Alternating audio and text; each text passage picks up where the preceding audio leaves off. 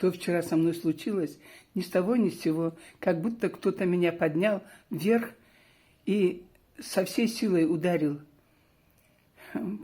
под навесом, там камнями выслано, и такой удар был, я сознание потеряла на, я не знаю, может быть, на минутку или сколько.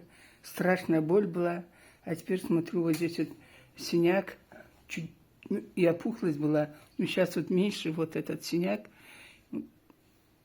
надо же, вот у виска, полсантиметра до виска, потом руки вот, я не знаю, видно или нет, руки мои, вот, вот, посмотрите, и грудь, и левое колено, короче, левая сторона, и сердце заболело левое, вот так вот, и я тороплюсь, поэтому падаю не часто, но случается.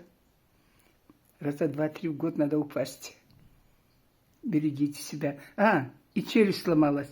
Выпала. И как, я не знаю, не челюсть, а вот нижняя, как она, челюсть, сломалась. Примерно 1 сантиметр откололся.